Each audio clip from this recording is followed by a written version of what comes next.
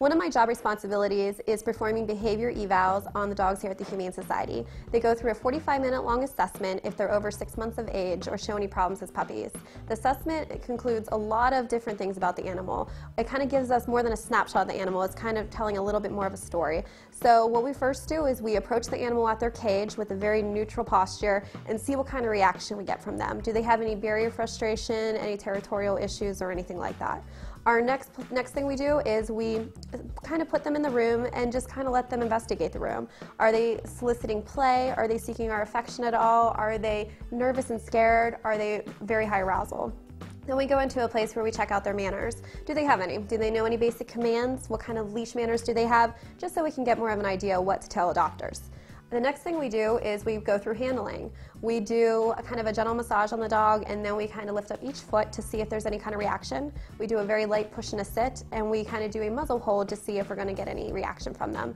We also look to see, are they friendly during this? Are they fearful? Is there high arousal, or is there some aggression?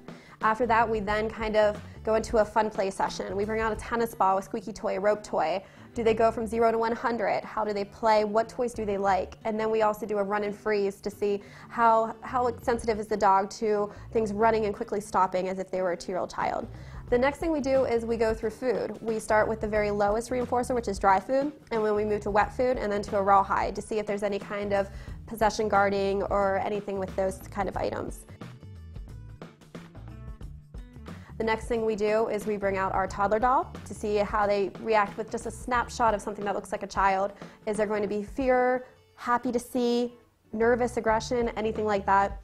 Then we also bring in a strange person where we dress up in a straw hat with a coat and a cane, and we come through the front door to see what would they do if someone just walked in that looked a little different than the average person, with a very friendly approach saying hello to the dog.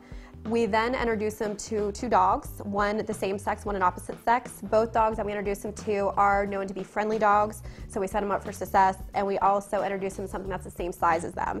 And we get an idea of how they're going to do with another dog, so that way we can better pair them with an adoptive home, and we can let them know if, potentially the dog park material.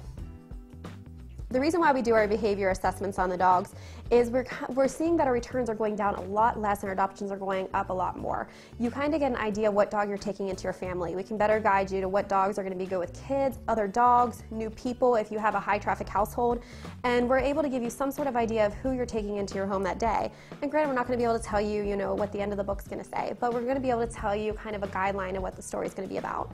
And we're finding that we're a lot of less returns because we will adopt something out that may be a little nervous to new people, but you're going to adopt that animal out knowing that it has that issue when you go into it.